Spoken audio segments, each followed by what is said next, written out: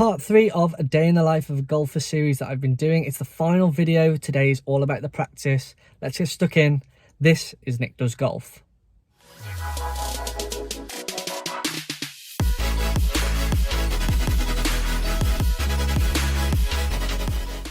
Hey golfers, and welcome back to my channel, Nick Does Golf. Great to have you here for this one. It's the final video of the series, A Day in the Life of a Golfer, and it's all about practice. So I've done my gym work and I'm making sure that my nutrition is good throughout the day.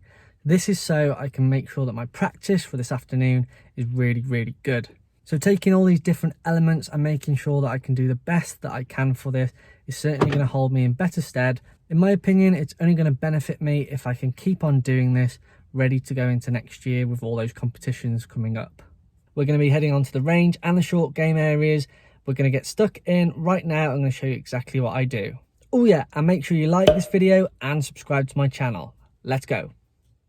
So you may have seen one of my previous videos where I show exactly what I do on the driving range and how to get a good session. Well, I do exactly that here as well. So to start with, I just make sure that I get my right arm tucked into my side, a lot of rotation for some pitch shots, just to make sure that I can really get the distance dialed in. So here I have my 56, and I'm just trying to make sure that I can get that ball out there to about 50 yards with perfect distance. So it's all about distance control, really important, especially when you're out on the course, to get these yardages bang on every time. So just clipping a few away there. As we move on, we make this really target specific now. Same thing applies, but target involved. So getting it as close to that flag as possible with the correct distance. So working on that technique all the time whilst focusing on the target in hand. From there, once I've done that, we move on to the longer clubs and I'm working through my bag. Here I've got an 8-iron and we're working on the same thing as before with the pitch shots. So alignment stick on the floor, picking out a target and hitting it straight towards that. So we've got a nice feeling within the swing. Working on a few pointers here and there, which I'm trying to focus on at the minute, and really grind that in to what I'm doing. It's really important. Block practice is very good, especially if you've got a technique that you need to work on. As you can see, I'm doing that right now. Moving on, once I've got confident with what I'm doing, I try and work the ball both ways, because you never know when you're going to need this out on the golf course. It's really important that you can do this on demand every single time. Okay, it's not going to pay off, but at least you know that you've got it in the locker every single time and you can use it to the best you can.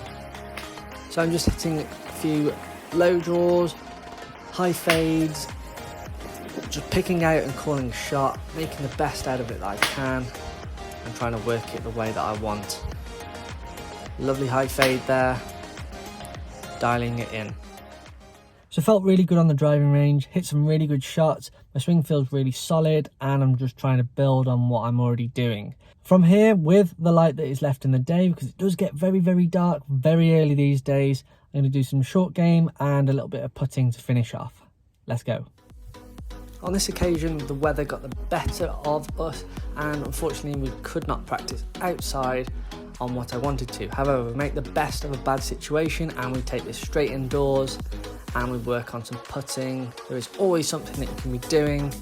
So working on my pace putting within 6 feet using the put out mat, which I've also done a previous video on. Make sure you go check that out. So I'm working on pace and direction, both really important for putting. So there we have it. Okay, it was a modified sort of practice session because the weather just turned absolutely horrendous. So we had to go indoors and sort of work with what we've got. It doesn't always go to plan, but we have to make sure that we can get the best out of our practice sessions every single time. However, that is just the way that I practice. I find it most beneficial for me and my game to help me improve and see the consistency building up as we go along.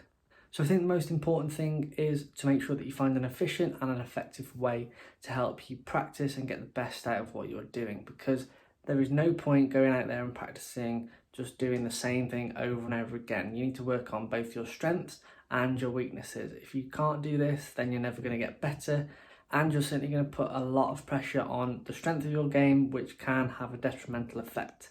Go into every practice session and make sure that you have a plan, stick to it, execute it. I guarantee that you'll be able to see better results. So golfers, that is the last part of the day in the life of a golfer. That is my version of it. You might have something different. Let me know in the comments down below. I'd really love to hear about it. Also, drop this video a like. I'd really appreciate that. And if you haven't done so already, hit the subscribe button down below. I'd really appreciate the support as I can grow my channel and deliver more free content to you guys. Of course, make sure you check out my social media platforms on Instagram, Twitter and TikTok so you can keep up to date with everything that I'm doing. All the posts that I put out, message me, comment on anything. I'd really love to hear it. Thanks very much for watching this mini series, and I'll see you on the next video.